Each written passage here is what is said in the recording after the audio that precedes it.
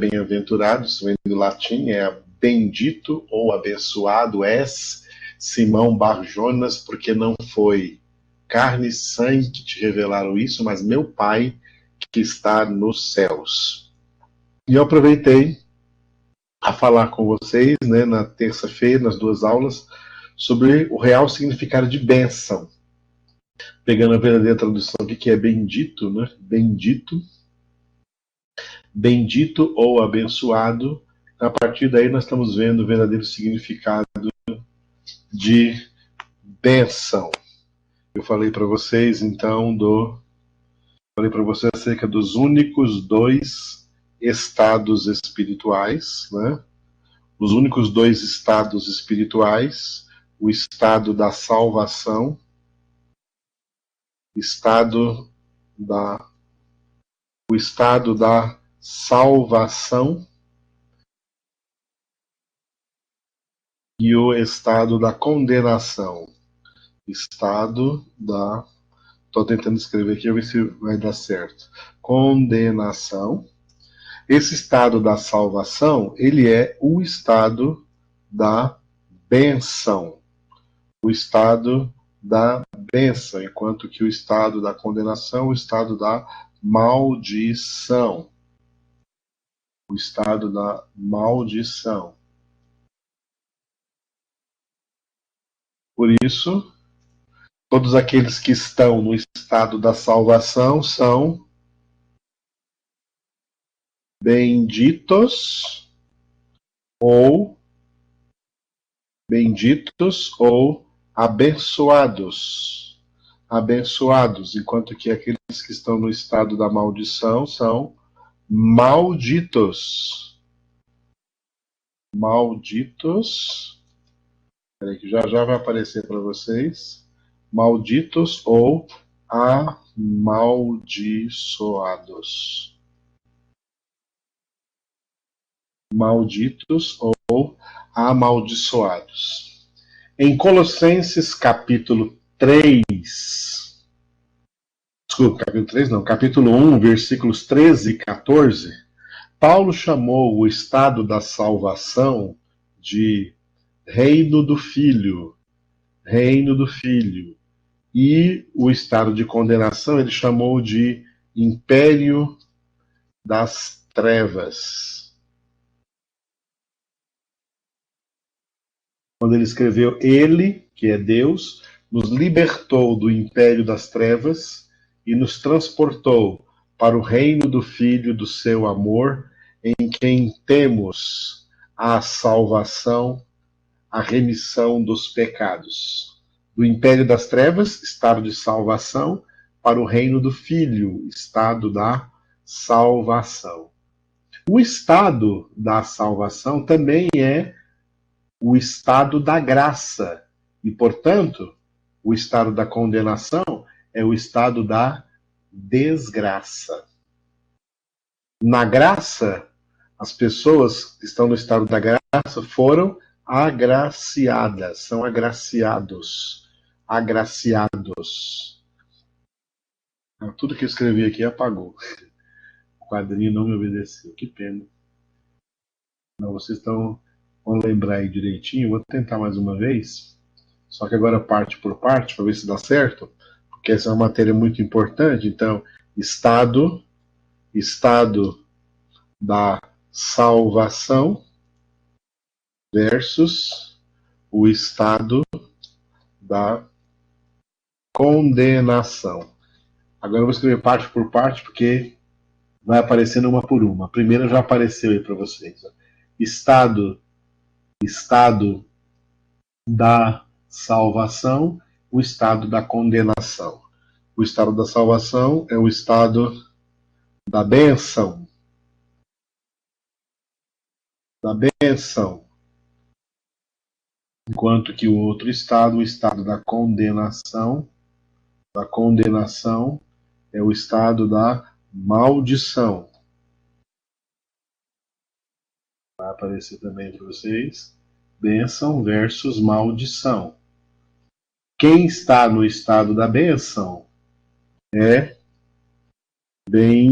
são os Quem está no estado da bênção, os filhos de Deus são benditos, enquanto que os outros são malditos. Palavra muito forte, mas é a realidade espiritual. No estado de salvação, sob a bênção da salvação, os filhos de Deus são benditos. No estado de condenação, os homens no pecado são malditos. Ou um sinônimo para benditos é abençoados, abençoados, e para malditos, amaldiçoados. Não vai aparecer. Ok. Aparece meio tortinho aí, porque cada um deles é um conjunto que eu estou fazendo aqui, porque eu fui fazer todo num conjunto só e desapareceu. O quadrinho não me obedeceu aqui. Então, abençoados, amaldiçoados. O estado da salvação é o que Paulo chama de reino do Filho. E o estado de condenação é o que ele chama de império. Império das trevas. Reino do Filho versus império das trevas. Isso em Colossenses, né? Colossenses capítulo 1. Colossenses capítulo 1, versículos 13 e 14. Ele, Deus, nos libertou do império das trevas e nos transportou para o reino do Filho do seu amor, em quem temos a redenção, a remissão dos pecados. Continuando no quadro, né? O estado da bênção também é o estado da graça. E se aí é a graça, então o estado da condenação é o estado da desgraça. Palavra forte também, mas é a realidade. Tá? É a realidade. Então, o estado da salvação é o estado da graça, o estado da condenação é o estado da desgraça. No estado da graça, os filhos de Deus foram agraciados. E no estado da desgraça, as pessoas que não são convertidas são, palavra forte, desgraçados. Palavra muito forte, mas que reflete uma realidade. O padrinho não me obedeceu para ela agora, apagou, peraí. Foi Paulo Henrique, Pai do Senhor. Então, de novo, Pai, pastor. Pai do Senhor não está me obedecendo aqui. Agraciados. Versus.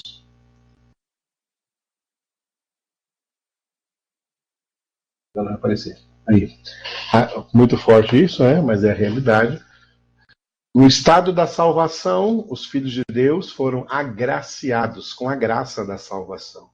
No estado da condenação, os homens são desgraçados por não terem a graça, não estarem na graça, não terem a graça da salvação. Não terem a graça da salvação. Esses são as características desses dois estados espirituais, tá?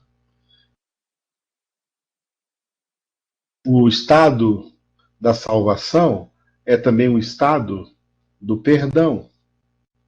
Também o estado do perdão. Enquanto que o estado da condenação é o estado da culpa. Da culpa. Portanto, os filhos de Deus estão perdoados dos seus pecados, perdoados, enquanto que os demais continuam sendo, diante de Deus,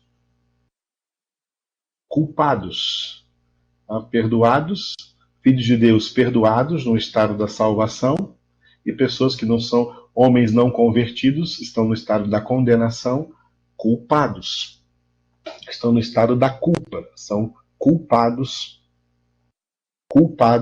diante de Deus. Tá?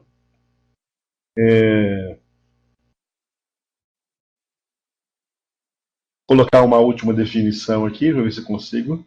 Se meu quadrinho aqui me obedece. Né? Justos versus ímpios. No estado da salvação, perdoados, fomos feitos justos. Ou seja, fomos justificados pelo sangue de Cristo, pelo sacrifício de Cristo. Mas os não convertidos, eles são o oposto de justos, eles são ímpios. Eles não têm justificação. Ímpios não têm justificação. Estão em estado de pecado, estão em estado de condenação.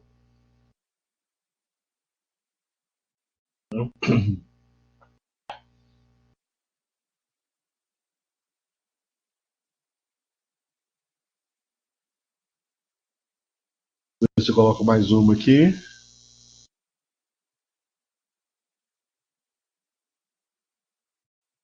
Um momentinho, já já vai aparecer para vocês.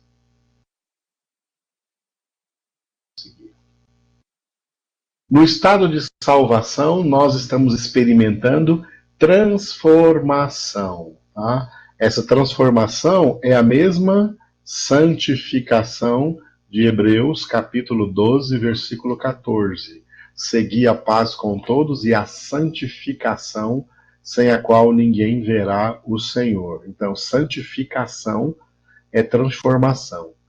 Só há transformação aqui no estado da salvação. No estado da condenação, os homens estão sofrendo uma deformação. Ao invés de uma transformação, uma deformação. Na santificação, nós estamos sendo transformados, como está escrito em Romanos 8, 29, na imagem do Filho de Deus, Jesus Cristo. Enquanto que o homem no pecado, ele sofre uma deformação na imagem do diabo. O homem, o ser humano, o ser humano sem Deus, cada vez mais é deformado. É deformada a sua imagem, porque ele vai se tornando a imagem do diabo. Enquanto que os filhos de Deus vão sendo transformados na imagem do Filho, conforme Romanos 8, 29. Então, vou parar por aqui. Teria muito mais coisas ainda para escrever, mas essas aí estão suficientes, por enquanto, aí para vocês, para definir o que é o estado da bênção e o estado da maldição. Quando Jesus, aqui em Mateus 16, 17, ele diz para Pedro que Pedro é bendito ou abençoado, porque a salvação possui alguns elementos. Tá? A salvação possui alguns elementos muito importantes. E um dos elementos da salvação é a revelação de Deus. Esse elemento da salvação aqui é muito importante. Um dos elementos da salvação é a revelação de Deus. Olha, Deus não se revela, aprenda isso aqui, Deus não se revela a quem não estará no céu. Deus só se revela para quem estará no céu.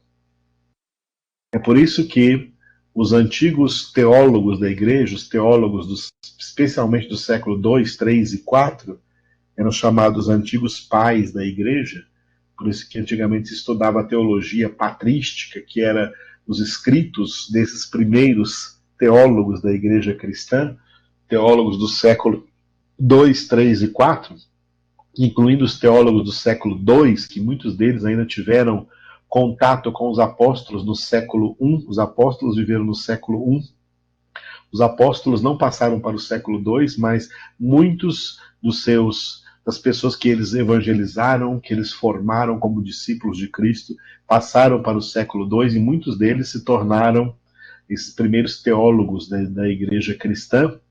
E eles diziam em latim, né, que Deus é o Deus absconditus, acho que eu já disse isso para vocês, e Deus é o Deus revelatus. Deus é o Deus absconditus e Deus é o mesmo Deus que é o Deus absconditus, é o Deus revelatus. Absconditus significa escondido, o Deus que se esconde, e revelatus, ele é o Deus que se revela. Deus não se revela a todo mundo. Deus só se revela para aqueles que vão morar no céu. E para aqueles que não vão morar no céu, Deus se esconde deles. Deus não se revela a eles. Por isso que somente no estado de salvação, os filhos de Deus têm revelação de Deus. No estado da condenação, as pessoas que estão lá, elas estão no império das trevas e por isso elas não têm revelação de Deus. Para elas, Deus é o Deus absconditus. Para elas, Deus é o Deus escondido. Elas não, por isso, não conhecem a Deus. Tudo isso eu estou falando para vocês porque Jesus disse para Pedro aqui, bendito és, ou abençoado és, dizendo que Pedro recebeu revelação, porque Pedro é alguém verdadeiramente que vai morar no céu, alcançado pela obra da salvação. E por isso Jesus disse para ele que ele está sendo assim agraciado com a salvação e automaticamente com um dos elementos, entre todos os demais, um dos elementos dessa salvação é a revelação de Deus, e por isso Jesus disse a Pedro, não foi a carne e o sangue é a natureza humana, não foi a sua inteligência, não foi uma outra pessoa humana que te deu essa informação, que te disse isso. Quem te revelou que eu, Jesus, sou o Cristo, o Filho do Deus vivo, quem te revelou isso foi o meu Pai. Foi o meu Pai que está nos céus. E se o Pai revelou isso a Pedro, né, é porque essa revelação é um dos elementos de salvação. É um dos elementos de salvação. Nós temos que fazer uma diferenciação entre crentes que têm revelação e crentes que não têm revelação. Tá? Crentes que não têm revelação são aqueles crentes que hoje, por exemplo, não gostam de Bíblia. Por que eles não gostam de Bíblia? Eles acham a Bíblia difícil, eles acham a Bíblia chata, eles acham a Bíblia... Eles não conseguem nem ler a Bíblia, muito menos meditar nela. Sabe por quê? A Bíblia é dura para eles, né? Não é penetrável. Eles não têm revelação. Não têm revelação. Eles são crentes, mas são aquele tipo de crente que Jesus chamou de muitos chamados. Em Mateus 22, 14, Jesus chamou esses crentes aí de muitos chamados. Eles não gostam de Bíblia, eles não gostam de palavra, por isso que eles, no próprio culto, eles fogem da palavra. Eles são crentes que não gostam de sentar para ouvir a palavra. São crentes que ficam no culto na hora do louvor, depois saem e voltam depois no final, quando vai ter o louvor de novo, mas durante a palavra eles não conseguem ficar. São crentes que não se encaixam de forma alguma na descrição do Salmo 1, versículo 2, do homem que tem o seu prazer na lei do Senhor e nela medita de dia e de noite. Os muitos chamados não são assim. E sabe por que eles não são assim? Porque Deus está se escondendo deles. Eles não têm a revelação de Deus. Por isso que esses muitos chamados são os crentes, que eu gosto de chamar de crentes religiosos. Crentes religiosos. São crentes por religião e não crentes por genuína conversão. São crentes religiosos, não são crentes espirituais, não são homens espirituais, tá? Verdadeiramente espirituais, como Paulo definiu o homem espiritual em 1 Coríntios, capítulo 2, versículos 15 e 16. Nesses versículos, Paulo definiu o homem espiritual. Esses crentes, muitos chamados, não pertencem a essa qualificação de homens espirituais. Eles não têm prazer, não têm prazer na palavra de Deus. Eles estão, como Deus disse através do profeta Jeremias capítulo 6, versículo 10. Jeremias capítulo 6, versículo 10. Eles são os crentes que não gostam da palavra de Deus. Não gostam da palavra de Deus. Eles têm sempre a tendência, até nas congregações, nas igrejas, de substituir a palavra de Deus por outras coisas. Substitui por mais música, substitui por alguma dança, substitui por alguma programação, substitui por algum depoimento, por algum testemunho, ou substitui a palavra de Deus por qualquer outra coisa, tá? Aí, porque da palavra eles não gostam, não tem prazer na palavra de Deus. Por quê? Porque todo o contato que eles tiveram com a palavra de Deus, eles não tiveram revelação espiritual, íntima, profunda de Deus, revelando a eles a sua verdade, revelando a eles a sua palavra. Enquanto que aqueles que Jesus chamou de poucos escolhidos, tá? Poucos escolhidos, esses são crentes espirituais, não são crentes religiosos. São crentes espirituais que se encaixam na descrição. Escrevi errado, espirituais, eu escrevi de novo aqui. Crentes espirituais, agora eu corrigi, tá? São crentes espirituais. Agora está certo. Crentes espirituais que se encaixam bem nessa descrição do apóstolo Paulo em 1 Coríntios 2. Isso. A Juliana colocou aí do versículo 14 para frente, né? O 14 é o homem natural. O 15 e o 16, o homem espiritual. O crente espiritual é aquele que ele vai ler a Bíblia, ele vai meditar na palavra e ele experimenta a revelação de Deus em forma do que a gente chama de iluminação. O que é iluminação? Iluminação é o que o Espírito Santo, o que Jesus disse que o Espírito Santo faria em João capítulo 16, versículo 13. Quando vier o Espírito da verdade, ele vos guiará a toda a verdade. A Escritura, que foi inspirada pelo Espírito Santo de Deus, ela só pode ser compreendida pela iluminação do Espírito Santo de Deus. Quando o Espírito Santo traz essa iluminação, ele nos guia a toda a verdade, aí nós passamos a ter prazer na palavra de Deus, porque essa palavra, que para muitos é difícil, para nós ela está revelada.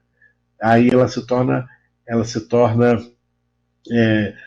uma experiência prazerosa para nós recebermos a palavra de Deus, e por isso nós temos o nosso prazer na palavra de Deus e nela meditamos de dia e de noite. Se eu puder dar um depoimento pessoal para vocês rapidamente, eu tenho prazer total na palavra de Deus desde o dia 5 de abril de 1981, às 10 horas da manhã. Foi quando Jesus me encontrou. Sabe que ninguém encontra Jesus. Não, eu encontrei Jesus. Não, ninguém encontra Jesus. Jesus não está perdido. Ele é que nos encontra, porque nós estávamos perdidos. Então, eu não encontrei Jesus. Ele que me encontrou, porque eu é quem estava perdido. Paulo não encontrou Jesus. Saulo de Tarso não encontrou Jesus. Foi Jesus quem o encontrou, porque ele é quem estava perdido lá na estrada de Damasco. É Jesus quem nos encontra. Então, aquele dia, 5 de abril de 1981, às 10 horas da manhã, foi quando Jesus me encontrou. E quando Jesus me encontrou, eu tinha 18 anos naquela época. Desde aquele primeiro segundo da minha conversão, até esse momento que eu estou aqui dando essa aula para vocês, mais de 40 anos depois, eu tenho todo o meu prazer na palavra de Deus, prazer que me moveu até aqui nesses mais de 40 anos, a meditar na palavra de Deus de dia e de noite. Eu não medito na palavra porque sou pastor, não medito na palavra porque sou professor, não medito na palavra porque sou teólogo, eu medito na palavra porque eu sou filho de Deus e é aqui que está o meu prazer. O meu prazer, a coisa mais importante que eu faço no meu dia a dia, minha esposa sabe disso, meus filhos sabem disso, meus netos sabem disso, meus pais sabem disso, meus parentes sabem disso. A coisa mais importante que eu faço no meu dia, em cada dia da minha vida, não importa que dia seja, durante a semana, fim de semana, férias, feriado, seja o que for, é meditar na palavra de Deus. Quando eu estou de férias, então, é que eu medito mais, tenho mais tempo, então eu aplico mais tempo na meditação profunda de toda a palavra de Deus, dos 66 livros da Bíblia, porque eu tenho revelação. Eu leio, o Espírito de Deus me ilumina, me revela, Deus me mostra as realidades. Eu tenho verdadeira, falando humanamente, são sentimentos humanos, eu tenho aqueles dois sentimentos humanos, dó e pena, de crentes que não têm isso que eu tenho. E que só os poucos escolhidos têm. Esse prazer pela palavra, descrito no Salmo 1, versículo 2, porque ao meditar na palavra de Deus, tem revelação de Deus. Ninguém conhece a Deus sem essa revelação. Sem essa revelação, Deus não é para essas pessoas o Deus revelatus. Sem essa revelação, Deus continua sendo para elas o Deus absconditus. Deus se esconde delas. Deus se esconde dessas pessoas. É tão interessante isso, é tão importante a gente entender isso, né? Porque uma das coisas que nós temos que entender na palavra de Deus, de acordo com a palavra de Deus, é uma coisa muito importante que eu vou dizer para vocês agora, que é a tal da, vou escrever aí para vocês, acepção de pessoas. Acepção de pessoas, né? A frase, tem muita gente, a frase que foi cunhada assim, ó, Deus não faz acepção de pessoas. Espera um pouquinho. Vamos pensar um pouco mais de acordo com a Bíblia. De acordo com a palavra de Deus, nós precisamos entender que essa expressão tem uma dupla realidade. Uma realidade contrastante. Existem termos nos quais Deus não faz acepção de pessoas, mas existem outros termos nos quais Deus faz sim acepção de pessoas.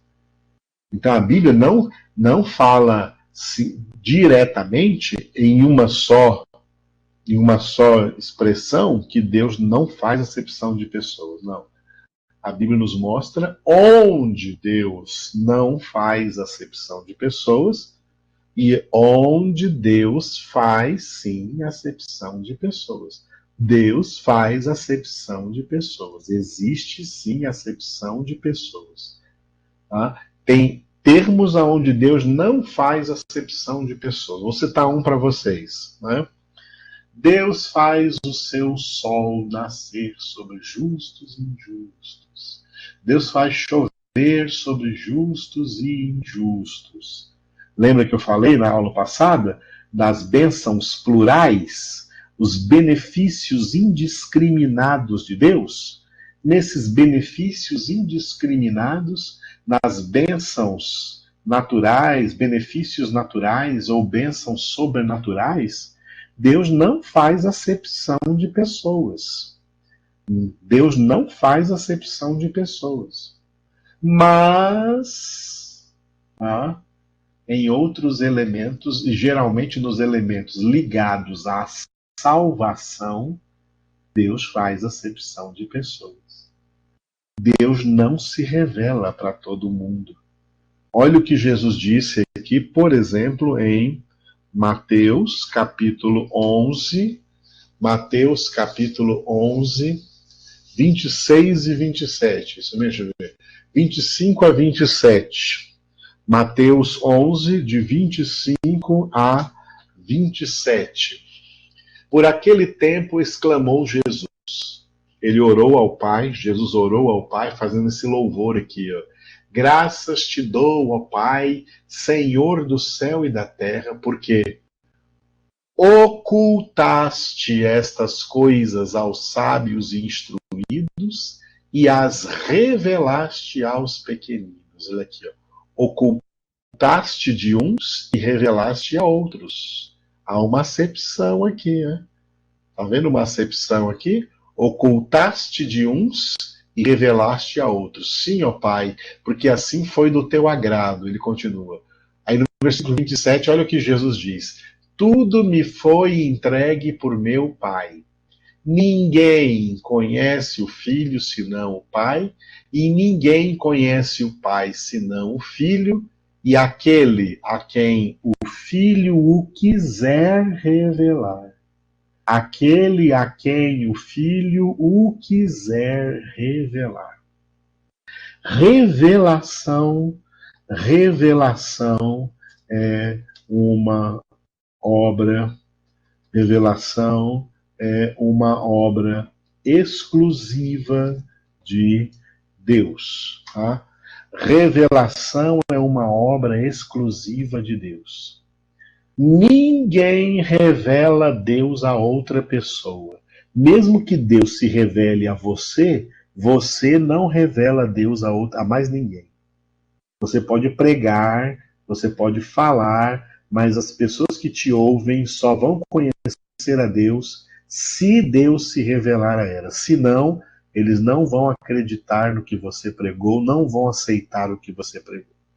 Só aqueles que Deus quiser se revelar a eles. Revelação é uma obra exclusiva de Deus, tá? E essa exclusividade de Deus, tá? Ela se manifesta tanto na unidade quanto na trindade divina. Essa revelação de Deus se manifesta tanto na unidade como na trindade divina. Ou seja, Deus, na sua unidade, tá? Na sua essência una, ele se revela a quem ele quiser se revelar. Se Deus quer se revelar a alguém, não tem ninguém que vai impedir isso. Não tem força que impeça isso. Não tem pessoa que impeça isso. E nem a própria pessoa a que ele está se revelando. Não tem Satanás que impeça isso. Não tem demônio que impeça isso. Não tem circunstância que impeça isso. Se Deus quiser se revelar a alguém, ele se revela porque ele quis se revelar a essa pessoa. Aquelas pessoas que passam a vida inteira sem ter nenhuma revelação de Deus, é porque Deus não quis se revelar a ela, porque se ele quisesse, ele teria se revelado e ela teria conhecido a Deus.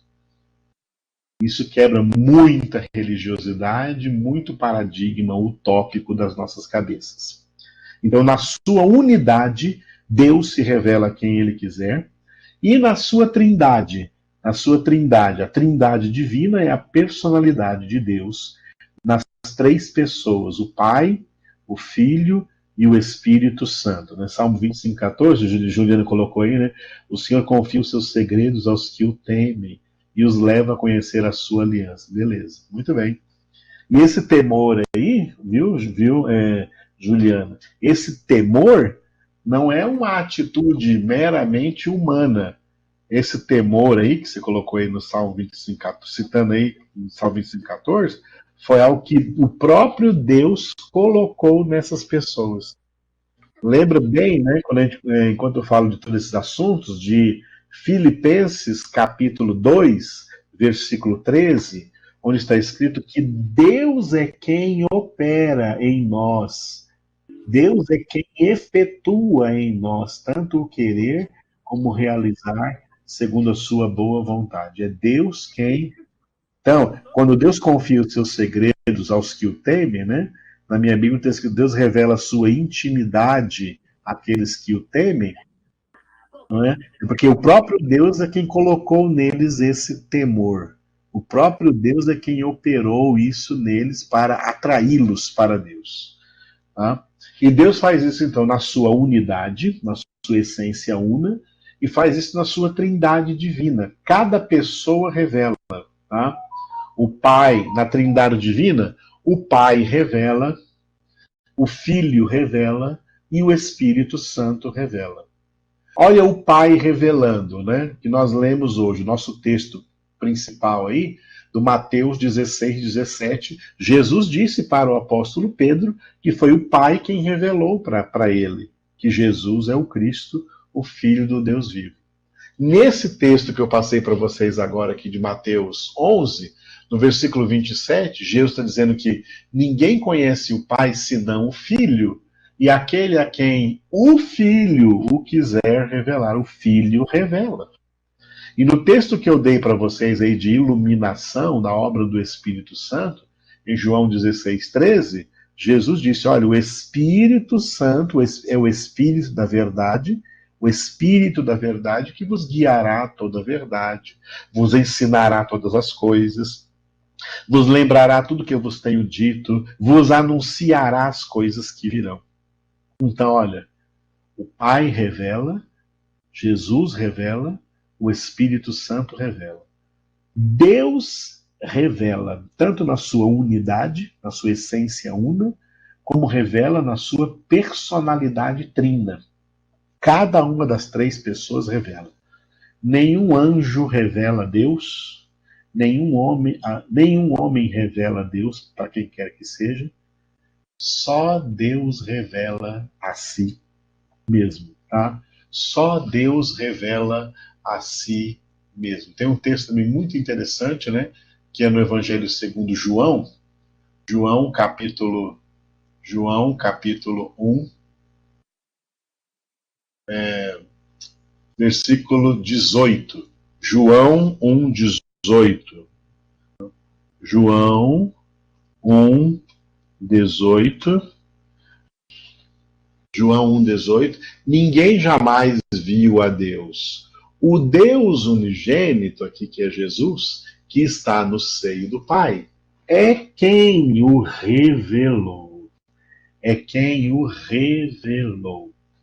Revelação, tá? Que é uma palavra que na sua etimologia significa, revelação significa tirar o véu, tá? Revelação significa tirar o véu, que é revelar ou desvelar, né? Revelar ou desvelar, tirar o véu, revelar. Ninguém tira o véu de Deus. Só Ele mesmo tira o véu e mostra o seu rosto. Lembra quando antigamente tinha essa bênção, né? O Senhor faça resplandecer sobre vós a luz do seu rosto. Isso é trazer revelação. Isso é a bênção da revelação que está ligada à bênção da salvação. Deus só se revela para aqueles que vão morar no céu. Pessoas que não vão morar no céu podem até ter certas experiências com Deus, tá? E receber até certos sinais de Deus, mas não terão jamais essa plena revelação de Deus. Porque isso Deus resguarda somente para os seus filhos e filhas, para os seus poucos escolhidos. Os muitos chamados não têm acesso a essa revelação. Porque Deus se revela a quem Ele quer. Se Ele se revelou a você, e eu acredito que sim, a cada um de vocês, é porque Ele quis. E por isso nós temos que dar a Ele toda a honra, toda a glória, todo o louvor. Vou continuar em Mateus 16, 17 para vocês, passando para o 18 na terça-feira que vem. Não percam que esse texto é muito rico, muito importante. Obrigado, Jesus, por essa nossa aula de hoje. Abençoa poderosamente aí meus irmãos e irmãs que comigo participaram e que eles possam verdadeiramente, Senhor, como nós falamos hoje, continuar desfrutando dessa preciosa revelação do Senhor em nossas vidas, enquanto meditamos dia e noite prazerosamente na Tua palavra. Em nome de Jesus, amém. Fiquem com Deus, irmãos. Encerrando aí a gravação, gravei essa aula, tá? Fiquem na bênção. Até terça-feira.